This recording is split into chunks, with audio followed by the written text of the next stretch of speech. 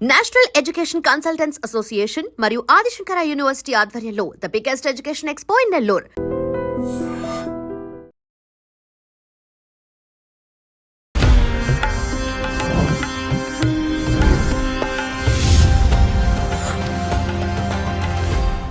నమస్తే, welcome to I dream. నేను ఉదయశ్రీ. త్రివర్ణ గురుపీఠం హీలింగ్ కర్మ గైడింగ్ సోల్ వ్యవస్థాపకురాలు డాక్టర్ హరిత గోగినేని గారితో మనం ఉన్నాం, మాట్లాడదాం. నమస్తే మేడం. నమస్తే అమ్మా. చాలా మంది దైవారాధన చేస్తారండి, దైవారాధన చేస్తారు. కొంతమంది ఏమో దైవం చెప్పింది ఫాలో అవుతారు. అసలు దైవాన్ని ఆరాధించడం అంటే ఏంటి, దైవత్వం అంటే ఏంటి? అంటే విగ్రహారాధన చేయాలా, లేకపోతే ఆ భగవంతుడు ఏం చెప్పాడు, ఎలా బతకాలో, ఎలా సాటి మనుషుల పట్ల ఎలా ఉండాలో అని చెప్పాడు, ఇవి ఫాలో అవ్వాలా? అసలు నిజమైన దైవత్వం అంటే ఏంటి? మిక్స్ ఆఫ్ ఆల్ అని చెప్పొచ్చు. ఆ, ఫస్ట్ అయితే మాత్రం మోర్ దాన్ డెవోషన్, అంటే దేవుణ్ణి పూజించే దానికంటే కూడా దేవుడు చెప్పింది ఫాలో అవటం అనేది ఫస్ట్ తంబ్రులు. అది ఫాలో అవ్వకుండా డెవోషన్ అంత వాల్యూ ఉండదు. ఉమ్, సో డెవోషన్ ఉండి ఫాలో అయితే ఇంకా ఎక్కువ వాల్యూ అవుతుంది. ఉమ్, బేసికల్గా గాడ్ ఈ కర్మ సిస్టాన్ని సృష్టించాడు అనేది మనం చెప్తాం కదా. ఉమ్, ధర్మం ఏదైతే ఉందో అది ఫాలో అవ్వాలి. అధర్మానికి వెళ్ళినప్పుడు కర్మ అనేది యాక్టివేట్ అవుతుంది. సో ఈ టోటల్ సిస్టాన్ని దేవుడు సృష్టించి పెట్టేశాడు.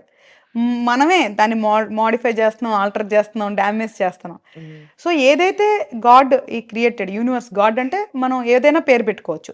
ఏదైతే ఈ సృష్టి ఉందో, ఆయన సృష్టించాడో, ఏదైతే సృష్టి ధర్మం ఉందో ఉమ్, అది ఫాలో అవటం యాజ్ ఎ హ్యూమన్స్గా మన ఫస్ట్ రెస్పాన్సిబిలిటీ, మన ఫస్ట్ బాధ్యత. మానవత్వము ఫస్ట్ బాధ్యత, ఉమ్, ధర్మాన్ని పాటించటం. ఉమ్, అప్పుడు ఆటోమేటిక్గా మనం దైవత్వంలోకి మనం పాటైనట్లే. ఉమ్, ఏది మీరు గుడికి వెళ్ళకపోయినా, మీరు దేవుణ్ణి ప్రైజ్ చేయకపోయినా, ఉమ్, దేవుణ్ణి పొగుడుతూ పాడకపోయినా కూడా ఉమ్, ఎప్పుడైతే గాడ్ క్రియేట్ చేసిన సిస్టమ్ని మనం ఫాలో అవుతామో మనం పార్ట్ ఆఫ్ దైవత్వానికి వెళ్ళిపోయినట్లే. సో దేవుడు ఏదైతే సృష్టించాడో ఆ ధర్మాన్ని, ఆ సృష్టి ధర్మాన్ని ఫాలో అవుతూ దానికి అడిషనల్గా నెక్స్ట్ లెవెల్ ఏంటి, దైవత్వం. ఉమ్, ఆయన్ని కూడా ఇష్టపడ్డాము అంటే ఇంకెక్కువ శక్తి వస్తుంది మనకి. ఓకే. సో దైవత్వం అనేది ధర్మాన్ని పాటించకుండా చేస్తే మాత్రం దానికి చాలా చాలా తక్కువ విలువ ఉంటుంది. ఈ మధ్య కాలంలో దైవత్వం అనేది చాలా పెరిగిపోయింది. అంటే రకరకాల మాలలు వేస్తూ ఉన్నారు. కానీ వన్స్ మాల తీశాక వాళ్ళలో హ్యుమానిటీ అనేదే కనిపించదు. ఎంతో మందిని చూస్తున్నాను నేను. వాళ్ళ తల్లిదండ్రులని చూడరు, వృద్ధాశ్రమాలలో వేసేస్తారు, లేకపోతే వాళ్ళని వదిలేసి వెళ్ళిపోతారు ఇంట్లోంచి. కానీ ఈ దైవారాధన అంటూ ఆ భగవంతునికి ఇన్ని రోజులు అన్ని రోజులు అని దైవారాధన చేస్తూ ఉంటారు. ఇలాంటి వాళ్ళని చూసినప్పుడు నాకు అనిపిస్తుంది అనమాట, ఒక హ్యుమానిటీ అనేది లేదు. కానీ ఈ మాలలు అని, ఆ మాల ఈ మాల అని వేసుకొని ఆ భగవంతుని ప్రార్థించిన పుణ్యం అనేది దక్కుతుందా వీళ్ళకి అని. ఇందులో రెండు విషయాలు నాన్న మనం గమనించాల్సింది. ఒకటి, వీళ్ళు ధర్మాన్ని ఛేదించారు. ఏదైతే తల్లిదండ్రుల ధర్మం పాటించాలో, ఇంకొకటి మానవత్వం ధర్మం పాటించాలో అవి ఛేదించడం వల్ల వాళ్ళకి చెడు కర్మ అనేది వస్తుంది. ఉమ్, ఇంకొక యాంగిల్లో చూసుకుంటే ఈ తల్లిదండ్రులు కానీ వాళ్ళ చేత బాధించబడ్డ వాళ్ళు ఉన్నారు కదా, ఉమ్, వాళ్ళు ఏదైతే వాళ్ళ చెడు కర్మ అనుభవించాలో అది అనుభవించున్నారు. ఉమ్, ఇక్కడ రెండు విషయాలు జరిగినాయి. ఓకే. సో వీటిని జడ్జ్ చేయడం అనేది చాలా టిపికల్ థింగ్. ఉమ్, బట్ కానీ మానవత్వం అనే లైన్ మాత్రం ఎప్పుడు మనం దాటకూడదు. ఉమ్, కాబట్టి తల్లిదండ్రుల్ని ఇప్పుడు ఈ మూమెంట్లో సపోజ్గా నాకు చూడాలనిపించట్లేదు అనే ఫీలింగ్ కలిగింది, వాళ్ళు శత్రువులాగా కనిపిస్తున్నారు అంటే అది వాళ్ళు చేసుకున్న చెడు కర్మ, నువ్వు చేసుకోబోయే చెడు కర్మ. ఉమ్, అది సప్రెస్ చేసేసుకోవాలి, వెంటనే ఆ థాట్ ప్రాసెస్ని సప్రెస్ చేసుకోవాలి. ఓకే. సో వాళ్ళల్లో మంచి ఏంటి అనేది చూడాలి. ఇలాగ థాట్ కలగటానికి కారణం కొన్ని గ్రహాల ప్రభావం, అది చెడు కర్మ వల్ల వచ్చింది.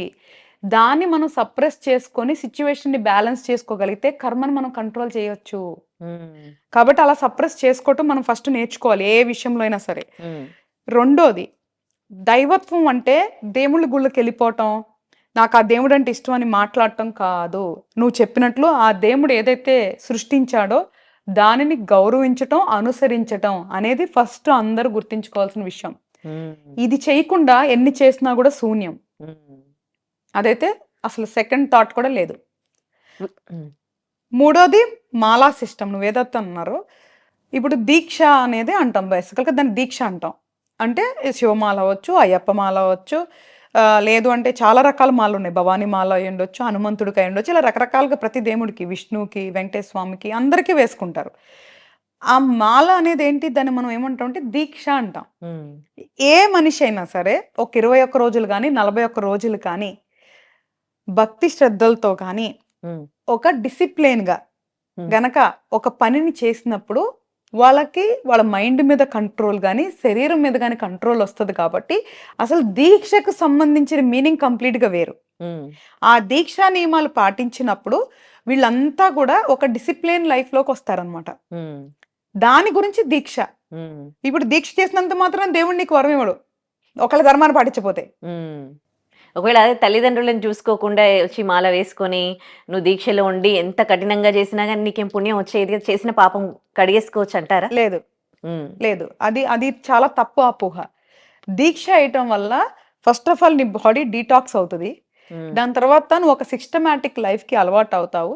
తర్వాత దైవానికి కొంచెము దగ్గర అవుతావు. ఒక 20 రోజులకి 40 రోజులకి మనం ఎన్నో జన్మలు చేసిన పాపాలు కానీ ఇప్పుడు చేసే పాపాలు తుడిచిపెట్టుకోమంటే పోవు.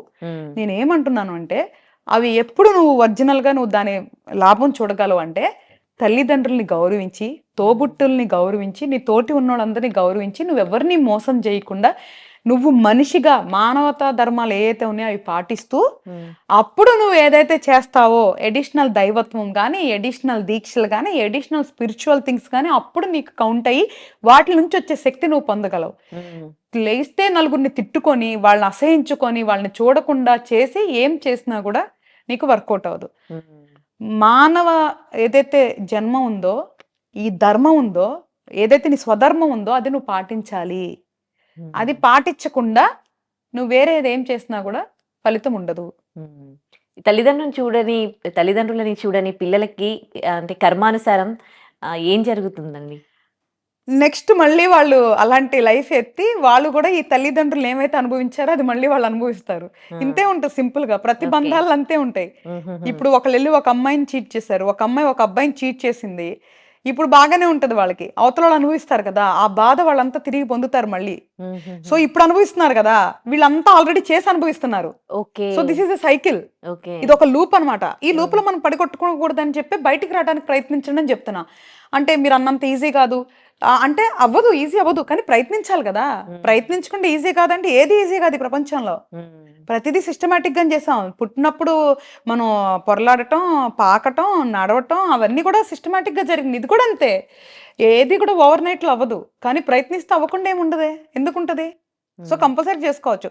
సో అండ్ తల్లిదండ్రులు కూడా తప్పువే. అదే నేను చెప్తుంది, ఎవరైతే పిల్లలు ఉన్నారో వాళ్ళు, ఎవరైతే పిల్లలు మనకి ఇప్పుడు పుట్టారో వాళ్ళ బాధ్యతగా పెట్టుకోండి. మీ లైఫ్ ని మీరు చూసుకోండి, వాళ్ళ లైఫ్ వాళ్ళకి ఇవ్వండి. డిపెండెన్సీ పెట్టుకోవద్దు, ఎక్స్పెక్టేషన్స్ పెట్టుకోవద్దు. మీరు కన్నారని వాళ్ళు మిమ్మల్ని చూడాల్సిన అవసరం లేదు, మీరు పెంచారని వాళ్ళు ఏదో మీకు చేయాల్సిన అవసరం లేదు. ఏం కాదు, మీరు సర్వ్ చేస్తున్నారు పిల్లలకి, ఇది గుర్తుపెట్టుకోండి. నా ఈ జన్మలో వాళ్ళ రుణానుబంధం మీరు తీర్చుకుంటున్నారు. మీరు వాళ్ళు పెంచటం అనేది మీ కర్మానుసారం మీ రుణానుబంధం మీరు తీర్చుకుంటున్నారు. అది అక్కడతో ఆపేసేయండి. దాని తర్వాత ఫర్దర్గా ఎక్స్పెక్టేషన్స్ పెట్టుకోవద్దు. వాళ్ళు మీతో ఉన్నా ఉండకపోయినా మీ జీవితాన్ని మీరు ప్రాపర్గా ప్లాన్ చేసుకోండి. దాని గురించి బాధపడద్దు. వాళ్ళు ఎక్కడున్నా సంతోషంగా ఉన్నారనుకోండి, అప్పుడు బిడ్డలు చెడ్డోళ్ళు ఎవరు, తల్లిదండ్రులు ఆ లో స్టేజ్లో ఉండరు, ఈక్వల్గానే ఉంటుంది. సో ఇది మనం ఎలా చూస్తాం అనే దాన్ని బట్టి ఉంటుంది శ్రీ. సో ఎవరికైనా సరే ఇండివిజువల్ లైఫ్ ఉంటుంది. ఇది ఇలాగే చేయాలి, అది అలాగే చేయాలని ఏం లేదు. ఇవాళ నేను ఇప్పుడు ఉన్నాను, నేను ఒక రకంగా ఏదైనా బాధ పడుతున్నాను అని అంటే ఆ బాధ నేను గత జన్మలో పెట్టినట్ట అయితే వేరే వాళ్ళని, అందుకే నేను ఇవాళ బాధపడుతున్నట్ట. ఎగ్జాక్ట్లీ. ఫస్ట్ నువ్వు అర్థం చేసుకొని అంగీకరించాల్సిన ఫస్ట్ విషయం అది. దీనివల్ల 2 లాభాలు ఉంటాయి. పోనీ నేను చెప్పేది అసలు సబ్జెక్టే కాదు అనుకో, నీకు అయినా నీకు లాభం ఉంటుంది. ఎందుకు ఉంటుందంటే ఎప్పుడైతే అలా అనుకొని నువ్వు యాక్సెప్ట్ చేస్తావో నీ బాధ కొంచెం తగ్గుతుంది, ఎదుటోళ్ళ మీద ద్వేషం కూడా తగ్గిద్ది. తప్పేముంది? అసలు నువ్వు సిస్టమే లేదంటారు అనుకుందాం కొంతమంది, నేను చెప్పేది అంత ట్రాష్ అనుకుందాం, నష్టం ఏంటి? మంచిదేగా. మన మనసులు మన ఆలోచనలు తేలికలు పడతాయి కదా, తప్పేంటి? సో అంగీకరించటం మనం ఫస్ట్ చేయాల్సిన విషయం. ఆ అమ్మాయి నన్ను బాధ పెట్టింది లేదా ఆ అబ్బాయి నన్ను బాధ పెట్టాడు అంటే నేను ఎప్పుడో తెలుసో తెలియక జరిగిన కర్మ నుంచి ఇది నేను అనుభవిస్తున్నాను కాబట్టి నాకు ఇది జరిగింది, ఇక్కడతో నేను దీన్ని వదిలేయాలి. ఈ బాధని వదిలేయాలి, వాళ్ళ మీద ద్వేషాన్ని వదిలేయాలి. మంచిదేగా ఫస్ట్ తేలికపడేది మన మనసు, మన ఆలోచనలు. నెక్స్ట్ మూవ్ ఆన్ అయిపోతాం, హ్యాపీ. కొన్నిసార్లు ఎలా అనిపిస్తుంది అంటే నన్ను అన్నారు, నేను కూడా వాళ్ళని అనాలి అన్న ఫీల్ కలుగుతుంది. ఎప్పుడు ఛాన్స్ వస్తుందా అని వెయిట్ చేస్తూ ఉంటాం, దాని గురించి థింక్ చేస్తూ ఉంటాం, దాని గురించి బాధపడుతూ ఉంటాం. అదే చెడు ఆరా. నువ్వు ఆలోచించే ప్రతి ఆలోచన నీ దగ్గరే ఉంటుంది, వాళ్ళ దగ్గరికే తెలదుగా.